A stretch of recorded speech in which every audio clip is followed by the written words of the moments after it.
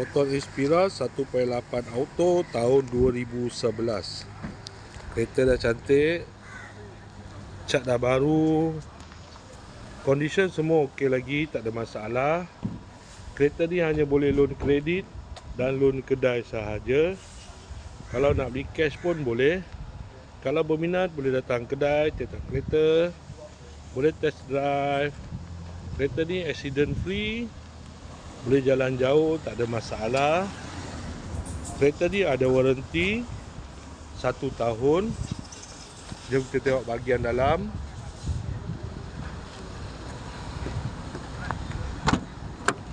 Dalam masih cantik lagi.